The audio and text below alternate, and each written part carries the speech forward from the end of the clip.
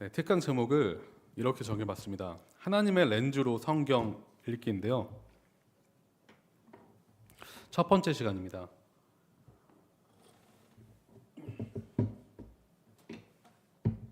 저는요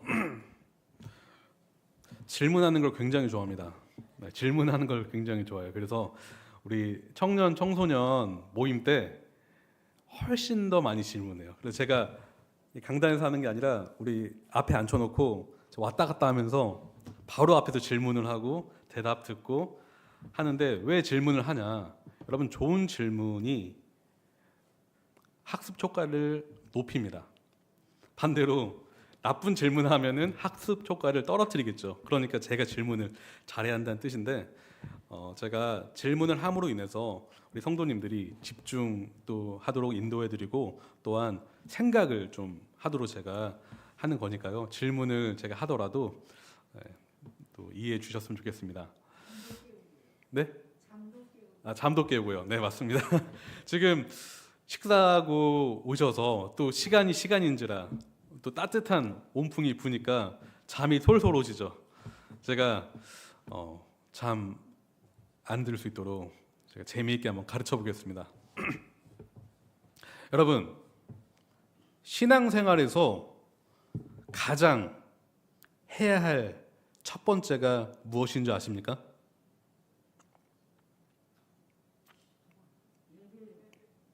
예배입니다. 예배인데요. 개인 신앙생활에서 여러분이 책상 앞에서 하셔야 될 것, 말씀 묵상입니다. 어떤 사람은 기도가 가장 중요합니다. 어떤 사람은 말씀 묵상이 가장 중요합니다. 어떤 사람은 교제가 가장 중요합니다. 저마다 얘기하겠지만 저는 이렇게 말씀드리고 싶어요. 말씀 묵상이 전제되지 않는 신앙생활은 결코 그로 하여금 성장하도록 만들지 못한다. 여러분, 말씀 묵상이 빠진 신앙생활은 그에게 성장을 가져다 주지 못합니다. 우리가 아기가 태어나면 뭘 먹죠? 어머니의 모유를 먹습니다. 그리고 크면 클수록 모유를 먹는 것이 아니라 이제 밥도 먹고 딱딱한 것도 먹습니다. 중요한 것은 먹어야 그들이 성장한다는 것입니다. 그런데 영적으로 태어난 영적인 사람이 영적인 젖인, 영적인 음식은 말씀을 먹지 않으면 어떻게 되겠습니까? 성장하지 못한다는 것입니다. 따라서 여러분, 3주간 이 특강을 통해서 여러분 삶을 돌아보시는 시간 되셨으면 좋겠습니다. 저에게도 적용이 됩니다. 제가 말씀을 가르친다고 해서 저절로 제가 성장하는 것이 아닙니다. 저도 개인 하나님과 1대1 묵상 시간을 가져야만 제가 성장할 수 있어요. 그런데 3주간 바로 성경을 어떻게 건강하게 읽는지를 배울 것인데요. 한번 볼게요. 해석을 위한 전제 조건이 있습니다. 첫 번째로 제가 먼저 말씀드리고 싶은 게요. 여러분, 그거 아십니까? 사람은 해석을 하며 살아갑니다. 눈 뜰 때부터 우리는 해석을 해요. 해석이라는 것은 생각하고 어떤 것에 대해서 관찰을 하고 생각함으로 인해서 우리의 의지를, 생각의 흐름에 따라서 우리의 의지를 작동시키는 것을 말합니다. 그러니까 해석을 잘해야만 우리의 행동이 어떻게 되는 것입니까? 바르게 행동을 하게 되는 것이에요. 해석을 잘못하면 어떻게 됩니까? 삶이 망가집니다. 삐뚤어집니다. 여러분, 성경을 올바로 해석하기 위해서는 먼저 무엇을 알아야 될까요? 해석의 대상인 성경이 무엇인지 알아야 합니다. 여러분, 성경이 무엇이라고 생각하십니까? 네, 우리 주님의 교회는 역시 성경적인 교회군요. 하나님의 말씀입니다. 그런데요, 요즘 이 시대의 경향을 제가 봤을 때 하나님의 말씀이라고는 하지만, 입술로는 고백을 하지만 정작 삶은 하나님의 말씀대로 살지 않을 때가 참 많습니다. 그것이 안타까운 현실이에요. 우리가 성경을 말씀이라고 하지만 먼저 읽지 않습니다. 그리고 읽었다 하더라도 이것은 거룩한 말씀이고 나는 죄인이기 때문에 어쩔 수 없다라고 그렇게 합리화합니다. 여러분, 먼저 성경에 대해서 같이 다시 알아보는 시간을 가질 건데요. 첫 번째, 성경을 알기 전에 일반 계시가 뭔지를 알아야 됩니다. 여러분, 일반 계시란 말 들어보신 적 있습니까?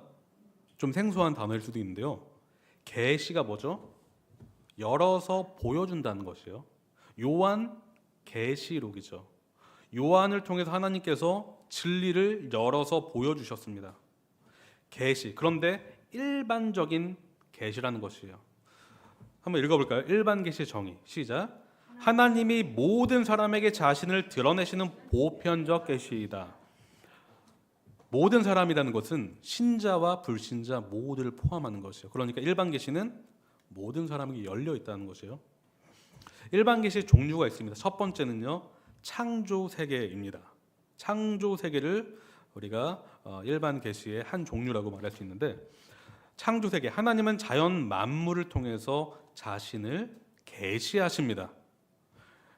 여러분, 그러니까 자연 만물, 이 아름다운 세계를 봤을 때 누구를 알 수 있어요? 하나님의 존재를 알 수 있어요. 네. 여러분, 아름다운 자연을 봤을 때는 하나님의 경이로우심을 알 수 있는데, 반대로 아주 썩은 내 나는 그런 악취가 나는 환경에 갔을 때 어때요? 우리의 심령이 안 좋아집니다. 왜 그런지 아십니까? 우리가 하나님의 형상을 가지고 태어났기 때문입니다. 네. 아름다운 것을 봤을 때는 아름답다고 느끼는 것이 본능입니다. 이것은 믿지 않는 자도 동일합니다. 그러니까 아름다운 곳에 가서 힐링을 하려고 하죠. 본능적으로 그렇게 하는 것입니다. 네. 한번 읽어볼까요? 로마서 1장 20절. 이 세상 창조 때부터 하나님의 보이지 않는 속성, 곧 그분의 영원하신 능력과 신성은 사람이 그 지으신 만물을 보고서 깨닫게 되어 있습니다. 여러분, 그러니까 자연 만물을 보고 하나님을 깨닫는 것, 하나님이 없다라고 핑계할 수 없는 것은 자연 만물이 하나님을 드러내기 때문입니다. 하늘은 하나님의 영광을 드러내고 창공은 그의 솜씨를 알려준다라고 말하고 있어요. 따라서 우리가 이렇게 말할 수 있어요. 복음 안 들었는데요? 아닙니다. 먼저는 하나님은 하나님을 곳곳에서 드러내고 계십니다. 그래서 핑계할 수 없다라는 것입니다. 네. 두 번째, 일반 계시의 두 번째 종류는요, 도덕적 판단이에요. 조금 생소하실 수가 있어요. 사람의 판단 능력, 이해의 그 측면이죠. 그리고 양심, 도덕적 판단을 포함합니다. 일반 계시는 이것을 포함해요. 따라서 일반 계신 양심을 통해 사람은 무엇을 본능적으로 이해합니까? 선과 악을 이해합니다. 바울은 로마서 2장 14절 15절을 통해서 바리새인들의 그 형식주의를 비판하면서 또한 동시에 이방인들에 대한 이야기를 해요. 하나님은 이스라엘 백성에게 무엇을 주셨죠? 율법을 주셨습니다. 그런데 이방인들이 전 율법 안 받았는데요? 라고 핑계할 수 없는 것은 율법의 역할을 무엇이 한다고요? 양심이 한다라는 것입니다. 그러니까 하나님, 저 죄인인지를 몰랐습니다라고 핑계할 수 없다라는 것이에요. 성경이 말하고 있습니다. 양심이 이 사실을 증언한다는 것입니다. 그래서 죄를 지었으면 그것이 죄인 줄 본능적으로 알까요? 모를까요? 압니다. 물론 성경의 기준은, 그 높으신 하나님의 기준을 잘 알지 못하더라도 죄라는 것을 알 수 있는 이유는 양심이 그것을 증언하기 때문입니다.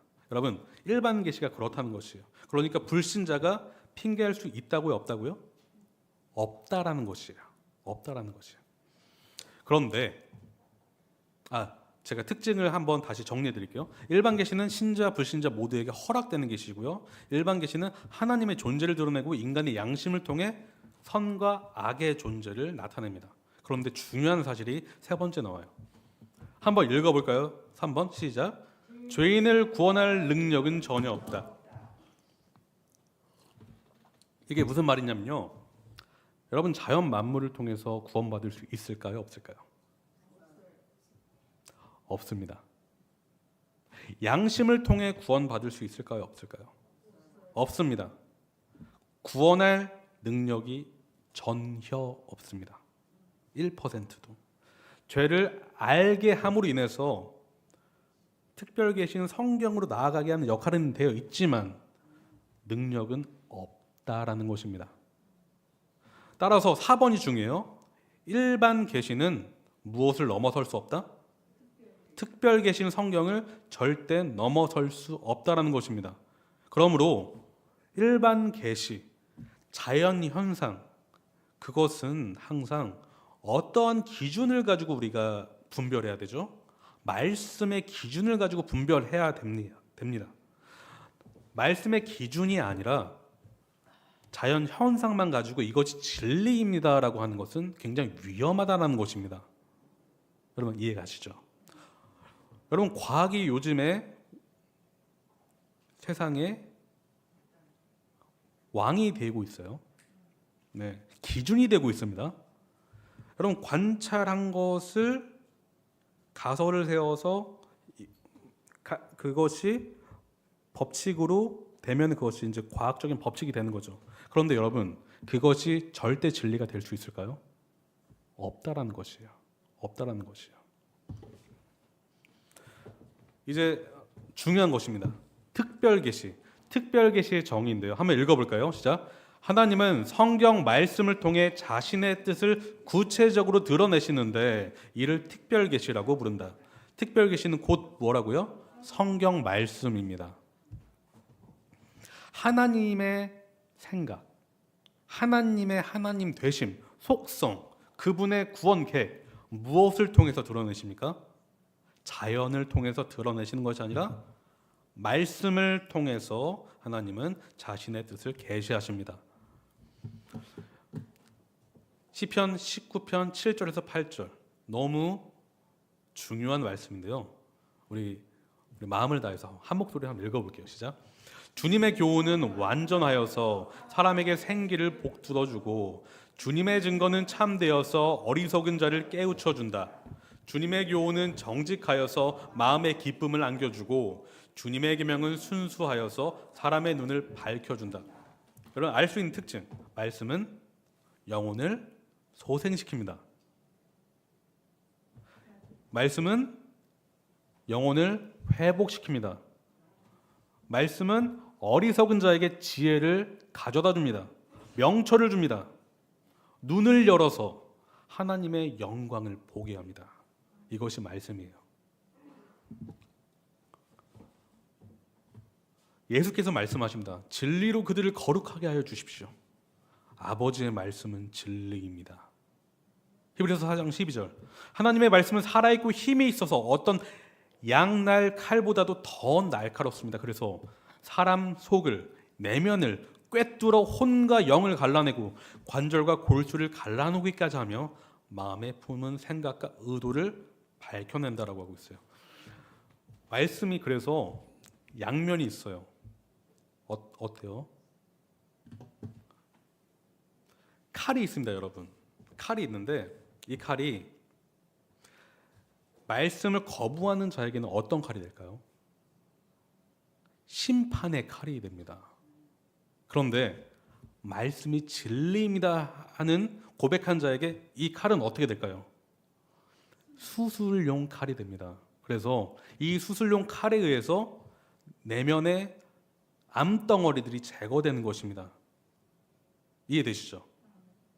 양날의 검이라는 것이에요. 하지만 주를 믿는 자들에게는 말씀은 우리를 살리는 칼인 것입니다. 그러니까 수술 받기를 거부한 사람은 어떻게 돼요? 암덩어리가 어떻게 될까요?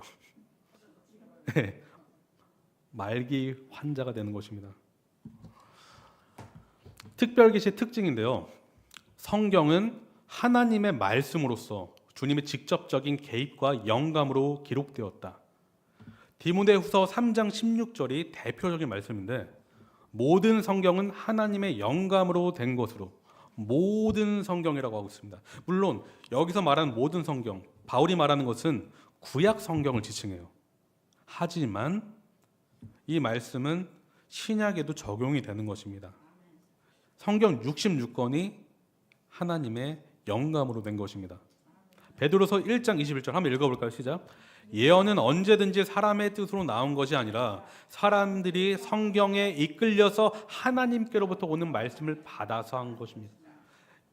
이 핵심 내용은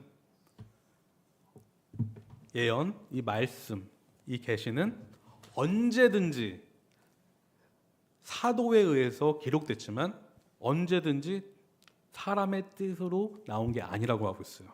너무 신비롭죠, 여러분. 하나님은 인간을 사용하셨습니다. 하지만 인간 배후에는 누가 계시죠? 하나님이 계시기 때문에 이 말씀은 무한 진리라는 것입니다. 네. 두 번째, 하나님이 어떤 분이신지 성품을 구체적으로 설명합니다. 이 말씀은요. 세 번째, 하나님의 뜻과 계획을 드러냅니다. 네 번째, 인간의 타락성을 폭로하며 죄와 죄책을 드러냅니다. 한 가지 질문이 있습니다. 아까 일반 계시는요, 일반 계시도 죄성을 그래도 폭로한다라고는 얘기했잖아요. 무슨 차이가 있을까요, 여러분? 일반 계시와 특별 계시 차이점. 일반 계시는 구원할 능력이 있었어요? 없었습니다. 특별 계시는 있을까요, 없을까요? 네, 한번 볼게요. 특별 계시의 핵심은 예수 그리스도의 십자가 복음입니다. 말씀이 능력인 이유는 그 중심에는 무엇이 있기 때문입니까? 그리스도의 복음이 있기 때문입니다. 성경은 그리스도의 십자가 사역을 통해서 죄인을 구원하시는 하나님의 구원 계획과 그 십자가 복음, 그리고 불신자에 대한 심판을 동시에 선포합니다. 우리가 이따가 요한복음 말씀을 읽을 거고요. 다섯 번째, 이것이 중요해요. 오늘날 신사도 운동하는 사람들이 있습니다. 신사도 운동이라는 것은 사도가 이 시대에도 존재한다는 것이에요. 나는 바울의 사도권을 계승한 신사도야 라고 말하는 것이에요. 그들의 주장에 의하면 그들은 하나님으로부터 직통 계시를 받아서 예언을 합니다. 그리고 사도권을 갖고 있기 때문에 마음대로 기적과 이적, 병고침을 행합니다. 자기가 원하면 하나님이 능력을 주시니까. 그 사람은 권위자로 사람들에게 이제 높임을 받는 거예요. 높아지는 것입니다. 하지만 이 시대에 신사도가 있을까요? 여러분, 저는 목사이기 때문에 자신 있게 말할 수 있어요. 신사도 운동하잖아요. 사람들이 그렇게 할 수 있어요. 한번 내가 높임을 한번 받아야겠다. 교묘하게 말씀을 인용해서 자기가 사도인 것처럼 사람들에게 속일 수 있습니다. 진짜로요. 하지만 저는 말씀드리고 싶은 것은 이 시대의 신사도는 없습니다. 모두가 구원받은 백성은 하나님의 거룩한 제사장입니다. 여러분 믿으십니까? 역할이 다를 뿐입니다. 저는 왜 이 자리에 섰습니까? 여러분을 말씀으로 양육하기 위해 섰지 여러분보다 더 뛰어난 사람이라서 쓴 것이 아니라는 것입니다. 또한 이 성경, 그러니까 여러분 잘 아셔야 돼요. 성경을 가지고 사람들이 미혹을 하는 거거든요. 성경 이외에 또 다른 특별 계시가 있다라고 하는 사람들 여러분 조심하십시오. 유튜브에 그런 사람들 많아요. 여러분 조심해서 들으세요. 성경 이에 행해진 추가적인 예언은 없습니다. 왜냐하면 신적 계시, 권위를 가진 예언은 없어요. 성경으로 끝났습니다. 아시겠습니까? 요한계시록 22장 18절을 한번 보실게요. 요한계시록 22장 18절 한번 이거는 읽고 가야 될 것 같아요. 요한계시록 22장 18절인데요.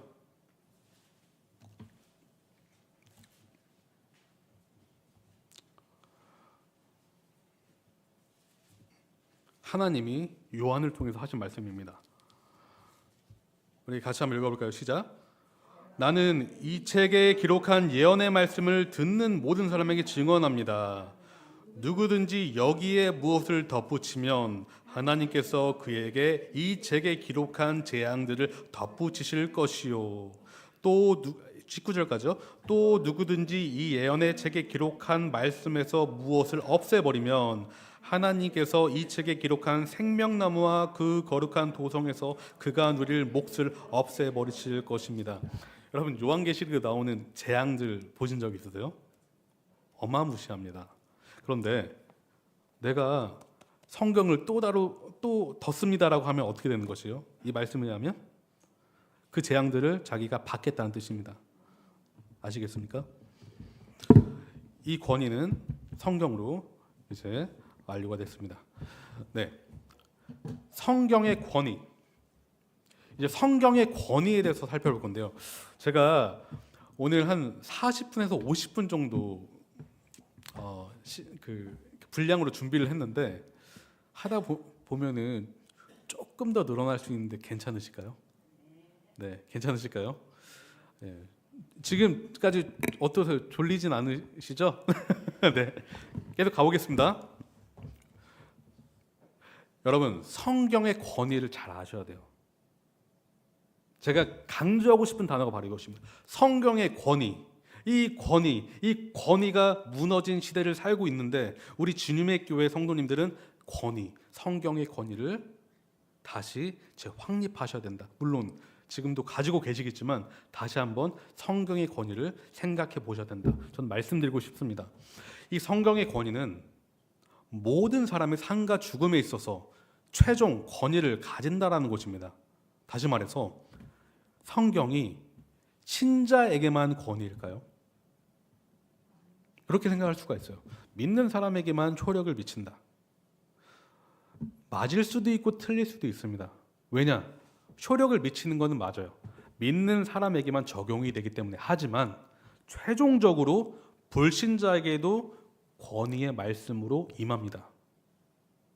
그건 나중에 가서 제가 말씀드릴게요. 모든 사람의 삶과 죽음의 최종적 절대적 권위를 가지는 것이 말씀이라는 것이에요. 왜냐? 그리스도 예수를 믿는 자, 곧 신자는 영원한 생명을 선물로 받지만 어떻게요? 복음을 거부하는 자, 회개하지 아니하고 복음을 믿지 않는 자는 나중에 어떻게 되는 것이죠? 심판을 받아 영벌에 처해지는 것입니다. 다시 말해서 이 권위가 믿는 자에게만 효력을 미치는 것입니까? 아니라는 것이에요. 이 말씀에 의해서 불신자가 심판을 받기 때문에 성경의 권위는 모든 사람에게 적용되는 것이다 라는 것이에요. 그래서 이 말씀이 진리라는 것이에요. 진리인 이유는 특정 계층에게만 효력을 미치는 것이 아니라 맞습니다. 이해가시죠? 그래서 이 말씀이야말로 법도이자 기준이라는 것이에요. 이 말씀이 기준인 것입니다. 그들이 그것을 믿지 않고 이 사실을 거부한다 할지라도 어쩔 수 없어요. 기준이고 법도이기 때문에 하나님이 정하셨어요. 요한복음 3장 16절을 제가 읽어보겠습니다. 하나님께서 세상을 이처럼 사랑하사 외아들을 주셨으니 이는 그를 믿는 사람마다 멸망하지 않고 영생을 얻게 하려는 것이다. 그런데 18절 아들을 믿는 사람은 심판을 받지 않는다. 그러나 믿지 않는 사람은 이미 심판을 받았다. 그것은 하나님의 독생자의 이름을 믿지 않았기 때문이다. 여러분, 아들을 믿느냐 믿지 않느냐에 의해서, 이 성경의 권위의 말씀에 의해서 그 사람의 운명이 결정됩니다. 그래서 성경을 해석하는데, 읽는데, 묵상하는데 가장 중요한 자세는 뭐라고요? 하나님의 권위를 인정하는 것이다. 사랑하는 성도님, 제가 드릴 질문이 이것이에요. 여러분은 하나님의 권위를 인정하십니까? 아멘만 하십니까? 아니면 진짜로 인정하십니까? 네, 알겠습니다. 믿겠습니다. 여러분, 이 권위의 말씀을 여러분의 기준으로 삼으십시오. 여러분 삶의 법도로 삼으십시오. 그러기 위해서는 우리가 먼저 읽기는 읽어야겠죠.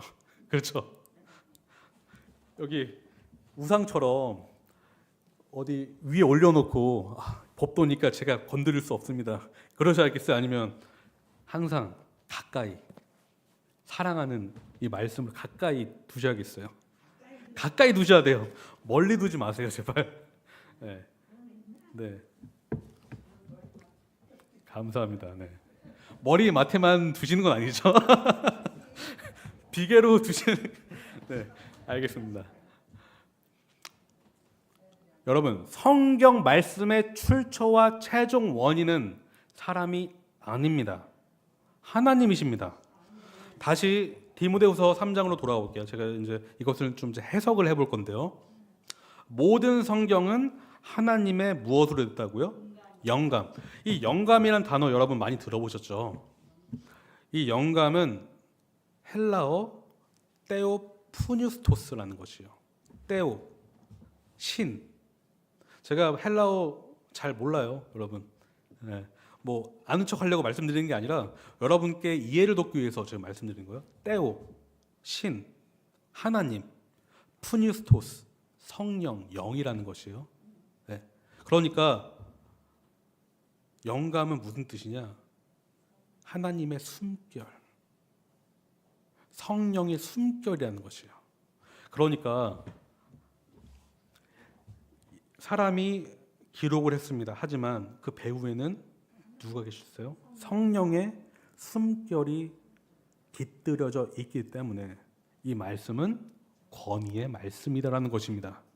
최종 원인은 인간이 아니라 그래서 하나님이시다. 그래서 여러분, 우리의 자세는 무엇이 되어야 되냐? 이번 시간에는 계속 이론이자 자세를 말씀드릴 거예요. 다음부터는 이제 실제 적용편인데 오늘은 이론입니다. 자세는 무엇이냐? 한번 읽어볼게요. 시작. 불변하는 진리의 의미가 불완전한 사람에게 속한 것이 아니라 완전하신 하나님께 속해 있음을 인정해야 한다. 이게 무슨 뜻일까요? 좀 장황하게 썼는데, 여러분 성경 보실 때 무엇을 찾아요? 뜻, 의미를 찾습니다. 의미가 중요해요. 그런데 해석을 하는 이유는 뜻을 알기 위해 해석을 하잖아요. 그렇죠? 여러분 지금 제가 강론을 하는데 저분이 무슨 말 하는 거지? 이해가 안 되면 의미가 지금 전달이 안 되는 거예요. 그렇죠? 저는 의미를 최대한 명확하고 쉽게 전달하기 위해서 노력해야 됩니다. 우리 의미를 아는 게 중요해요. 그런데 진리 안에는 불변하는 의미가 있어요. 의미가 있다라는 것이요. 의미가 우리 인간에게 속해 있지 않다라는 것을 여러분 인정하셔야 한다는 거예요. 아시겠어요? 하나님께 속하는 것이기 때문에 딱 펴가지고 이런 뜻일 거야 추정하면 안 된다는 것입니다. 의미가 무엇일까? 하나님의 뜻이 무엇일까? 이러려면 시간이 걸릴까요? 안 걸릴까요? 5초 만에 어떻게 하나님의 숨것을 알 수 있겠어요? 네, 그거는 거의 불가능하다는 것이에요, 여러분. 딱 해가지고 오늘 이 말씀 주셨어. 이런 식으로 묵상하지 말라는 것입니다.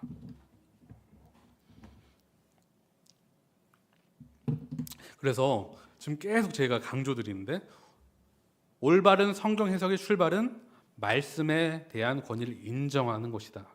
권위가 사람에게 있는 것이 아니라 하나님께 있음을 인정해야 한다. 이 의미가 그러니까 저와 여러분에 의해서 의미가 바뀌어야 될까요? 바뀌어서는 안 될까요? 한번 예를 들어볼게요. 제가 있고 우리 권능 형제가 뒤에 있습니다. 그리고 형서 형제가 뒤에 있는데요. 세 명이 요한복음 3장 16절을 봤어요.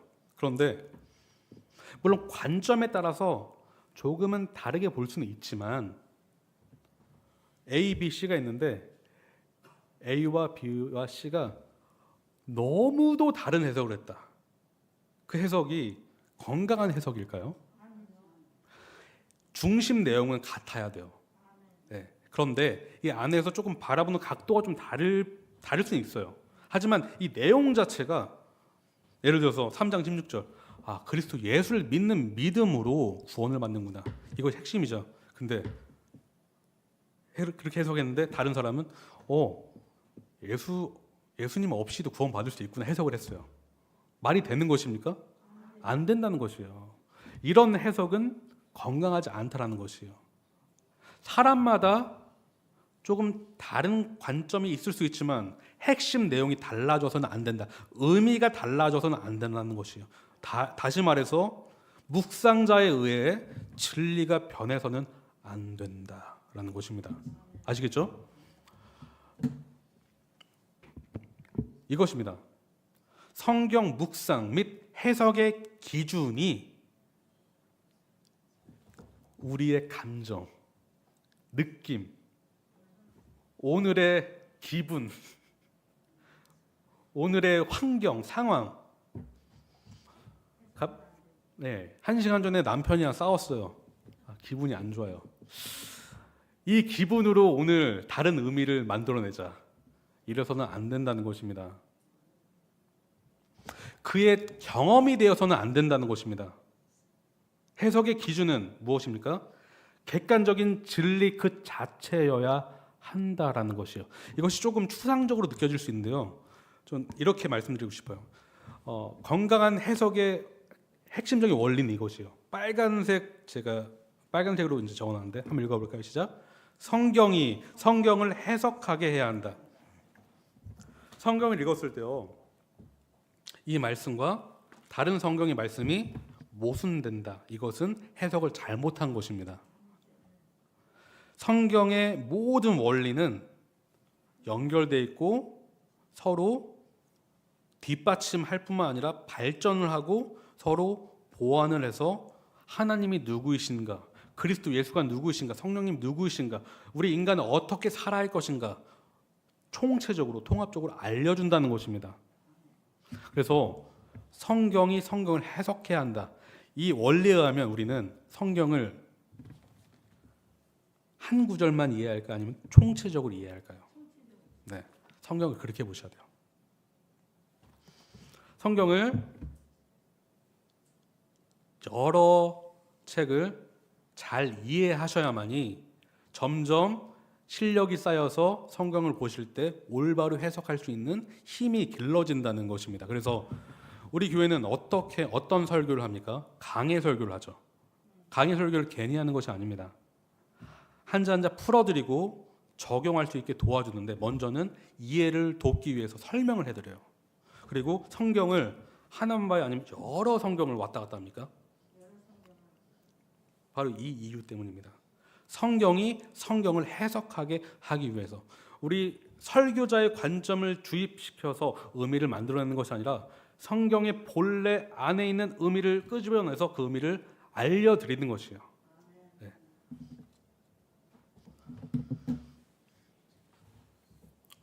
좀 안타까운 그런 현 시대의 상황을 제가 말씀드리고 싶습니다.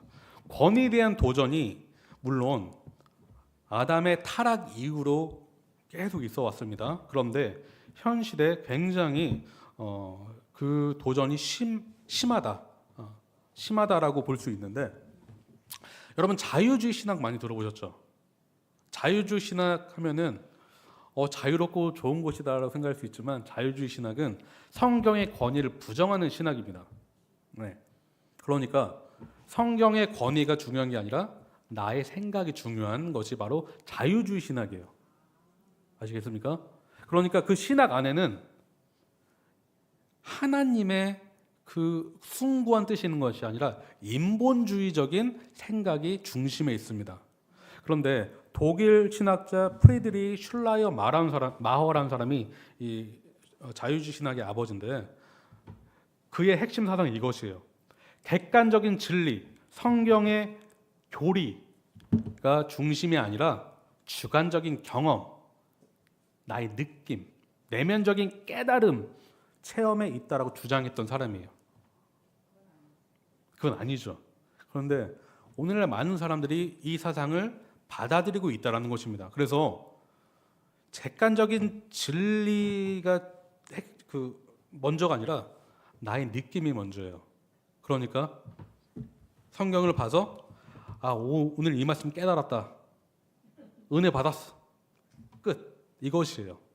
그런데 여러분들은 이거 좀 이상하다라고 하실 수 있지만 굉장히 많이 오늘날 그렇게 이렇게 성경을 보십니다. 그래서 하나님이 말씀하신 의도보다 나에게 이게 어떤 말씀일까? 나에게 오늘 어떻게 감동으로 다가올까? 이것이 먼저라는 것이에요. 저는 감동받는 거, 은혜 받는 거 틀렸다라고 말씀드리는 것이 아닙니다. 그런데 먼저 무엇이 선행되어져야 돼요? 하나님의 뜻을 아는 것이 선행되어져야 그 은혜가 진짜 은혜로 다가오는 것입니다. 내가 원하는 은혜가 아니라 하나님이 주시는 은혜를 먹어야 되는 것이에요. 아시겠죠? 그래서 이 자유주의 신학이 오늘날 교회에 은밀히 침투해서 해석에 큰 영향을 미치고 있다. 그래서 오늘날 설교도 제가 정말 훌륭하신 설교자들이 많기 때문에 제가 많은 그런 설교자들이 그렇다라는 걸 말씀드리는 게 아니지만 그럼에도 불구하고 강단에서 그러니까 말씀이 선포되어지지 않고 어떤 게 선포됩니까? 목사의 뜻이 선포되는 것이에요. 생각, 하고 싶은 말, 그것을 성경을 인용해서 전달하는 것이죠. 그렇게 됐을 때는 성도들이 성장할 수 있을까 없을까요? 없어요. 전 자신 있게 말씀드릴 수 있습니다. 성장하기가 어렵습니다. 네, 성장하기 어렵습니다. 현 시대를 또한 포스트 모더니즘 사회라고 부르는데요. 이 현 시대 사상이 이것이에요. 그래서 우리 요즘 아이들이 교회 가기 싫어하죠. 왜 그런지 아십니까? 현 시대 사상이 그래요. 유튜브를 많이 보죠, 요새. 그리고 본인이 원하는 미디어를 봅니다. 저도 제가 아이를 키우기 때문에 언제 스마트폰을 사줘야 되는지 참 고민이에요. 전 사주고 싶지 않은데 안 사주면 안 되는 그런 시대더라고요. 근데 저는 개인적으로는 아이한테 네가 원하는 거 보라고 하지는 않습니다. 그렇게 하지도 않을 것이고, 왜냐하면 제가 지금은 아이를 건강한 것을 줘야 되기 때문에 아이가 분별할 수 없는 나이에 저는 아이에게 너 마음대로 해라고 하지는 않을 것입니다. 왜냐? 현 시대가 포스트 모더니즘 사회이기 때문에 아이들은요, 이 미디어를 통해서 내가 생각하는 것이 진리가 될 수 있구나라고 그렇게 받아들여요. 네. 그래서 내가 중심이 되는 것이에요. 부모의 권위를 인정하지 않는 사회가 되고 있습니다. 아시죠? 이런 아주 나쁜 말도요. 꼰대.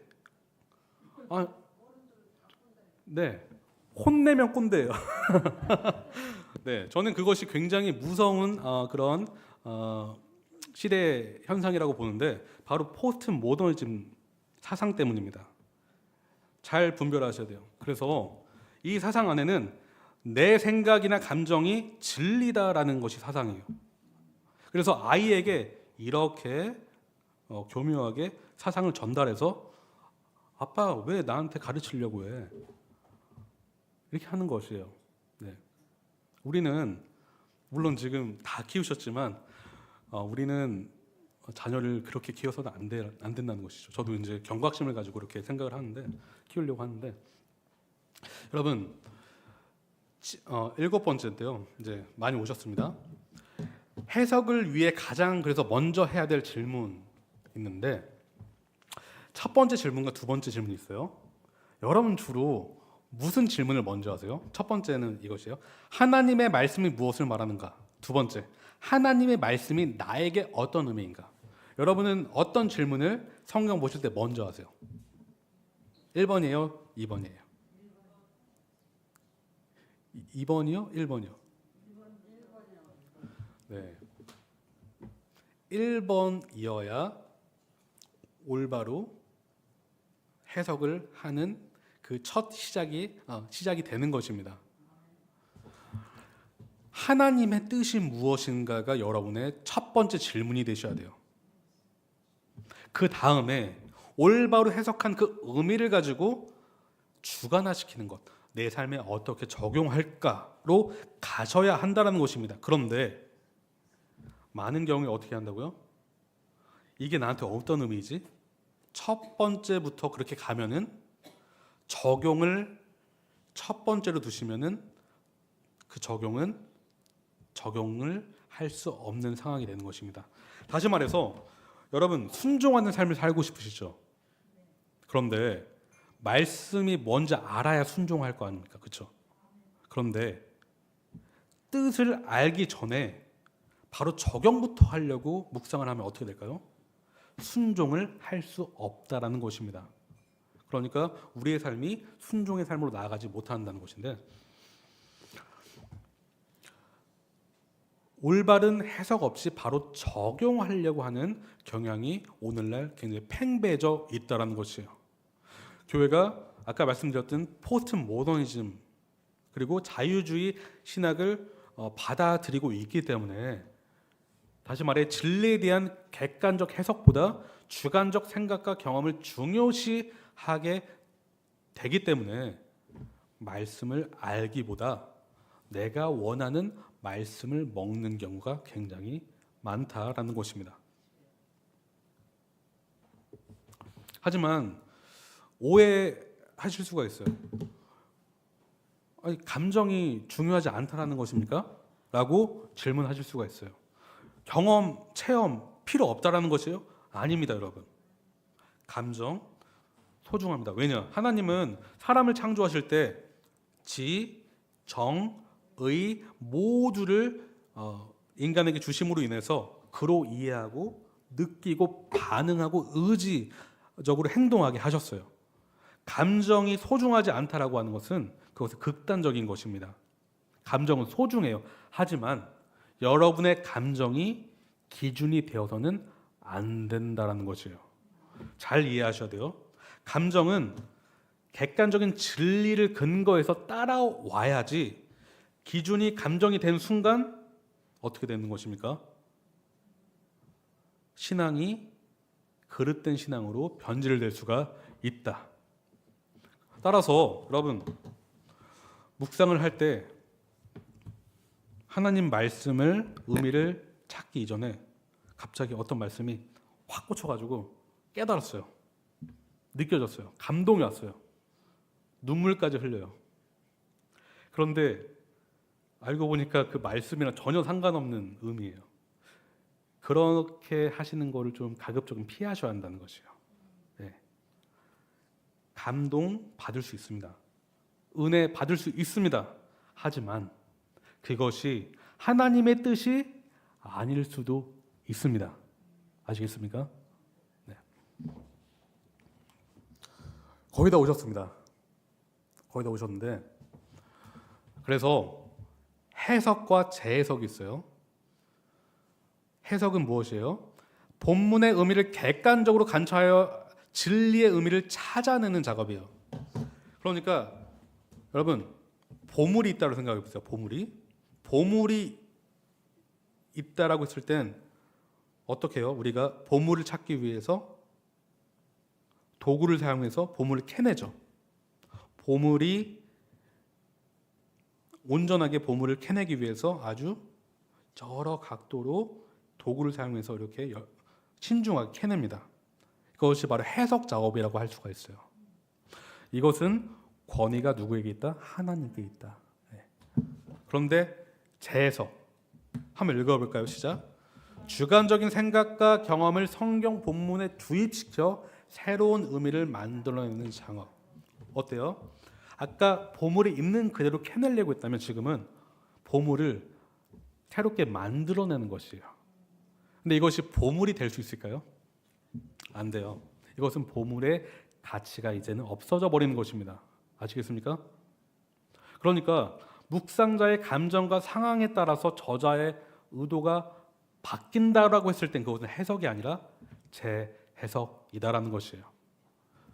빨간색 글씨 한번 읽어볼까요? 시작. 권위가 묵상자의 뜻에 있다. 이미 뜻은 정해져 있는 것이에요. 아시겠어요? 그러니까 하나님 뜻은 온당한되었고 이미 정해진 나의 뜻대로 성경을 보기 때문에 성경은 성경이 아니게 되는 것입니다. 그러므로 우리는 객관적으로 해석하려고 노력해야 되고요. 그렇게 나아가야 합니다. 그럼에도 불구하고 사람은 불완전한 존재라는 것이에요. 그럼 질문해 보겠습니다. 여러분 구원 받으셨습니까? 그렇다면 성령으로 거듭났다라는 확신이 있으십니까? 그러면 여러분 완전히 오류 없이 성경을 해석하실 수 있습니까? 거듭나셨다면서요. 네, 거듭났다라 하더라도 우리가 완전합니까? 완전하지 않습니다. 하나님이 우리를 완전하지 않게 해주셔서 감사해요. 네, 겸손의 자리로 항상 나가야 되니까요. 우리는 완벽하지 않습니다. 완전할 수도 없습니다. 우리는 피조물입니다. 우리의 주인 하나님을 의지해야 합니다. 항상 성령님을 의지해야 합니다. 성경을 완벽하게 해석하실 수 있는 분은 누구시라고요? 오직 하나님뿐이십니다. 그러므로 우리는 성령의 도우심 안에서 하나님이 허락하신 건강한 해석법을 도구로 이용할 필요가 있는데 이것이 뭐냐고요? 역사적, 문법적, 문자적 성경 해석법을 따라야 한다. 이것이 성서 침례 교단이 따른 해석법이기도 합니다. 네. 제가 5년 넘게 신학교에서 배웠던 해석법이기도 해요. 계속 이걸 훈련을 받았는데 이 해석법으로 설교를 준비하면은 시간이 짧게 걸릴까요? 오래 걸릴까요? 네, 굉장히 오래 걸려요. 네. 연구를 많이 해야 되거든요. 네. 저는 마지막으로 이 시편 기자의 자세를 배우고 마치려고 합니다. 저번 주 설교 본문이기도 했어요. 기억하세요? 시편 119편 73절에서 80절이었는데 그의 자세는 굉장히 놀랍습니다. 시편 기자는 신학적으로 뛰어난 사람입니다. 물론 그 사람의 정체를 정확히 알 수는 없지만 말씀을 읽어봤을 때 이 사람은 깊다라고 할 수 있어요. 신학적으로, 영적으로. 그럼에도 불구하고 그는 무엇이라고 합니까? 한번 읽어볼까요? 119편 73절 시작. 주님께서 손으로 몸소 나를 창조하시고 나를 세우셨으니 주님의 계명을 배울 수 있는 총명도 주십시오. 두 가지를 그는 인식합니다. 첫 번째, 존재적 위치를 인식하고 있어요. 주님은 창조주이십니다. 주님은 저의 주인이십니다. 동시에 그는 무엇을 고백하는 것입니까? 저는 주의 백성입니다. 주님, 저는 한낱 피조물일 뿐입니다. 흙으로 만들어진 그 아담, 생기를 불어넣어서 그가 생명이 됐습니다. 그 생명의 원인은 누구세요? 하나님이십니다. 이 말씀이 생명의 말씀이 되기 위해서는 이 말씀이 누구에 의한 것이어야 됩니까? 하나님. 그러니까 그는 고백하는 것이요. 주님, 나를 창조하시고 나를 세우셨으니 이 깨달음 또한 주님의 것이니 깨닫게 하여 주시옵소서. 아시겠습니까? 그러니까 겸손한 자는 말씀을 묵상할 때 내가 명확하게 이해하겠노라라고 말하는 것이 아니라, 주님, 저는 한 자도 주님의 도우심 없으면 깨달을 수 없습니다. 주여, 저를 도와주시옵소서. 지혜와 총명의 원이신 주님, 도와주시옵소서라고 하는 자가 말씀을 알 수 있습니다. 이 사람은 똑똑한 사람이 아니라 겸손한 자입니다. 성령께서 그 자를 도우십니다. 저는 그래서 이게 안 되네요. 네, 마지막으로 시편 기자의 정신을 본받아서 이렇게 제가 한번 기도문을 작성했는데, 우리 같이 한번 읽어볼까요? 시작. 말씀의 주이신 하나님, 제 영적 이의 원천이신 나의 아버지, 제가 주의 말씀을 묵상할 때 제 눈을 열어 주의 뜻을 깨달아 배우게 하여 주시옵소서. 하나님의 거룩하시고 지혜와 은혜가 풍성하신 뜻을 이해하여 아들 예수께서 보이신 순종의 삶을 살도록 이끄소서. 주의 말씀에 저의 인격이 되어 삶으로 삼위일체 하나님을 찬양하게 하여 주시옵소서. 죄를 사모하는 이 세상에 복음의 찬란한 영광을 드러내는 빛의 자녀가 되게 하여 주시옵소서. 우리 주 예수님의 이름으로 기도합니다. 아멘. 이 기도가 저와 여러분의 기도가 됐으면 좋겠습니다. 그래서 우리가 이 진리가 여러분의 삶과 인격이 되어서 천국 가는 그날까지 말씀 안에 기쁨과 평안으로 하나님을 높여드리는 저와 여러분 되셨으면 좋겠습니다. 오늘 특강 마치겠습니다.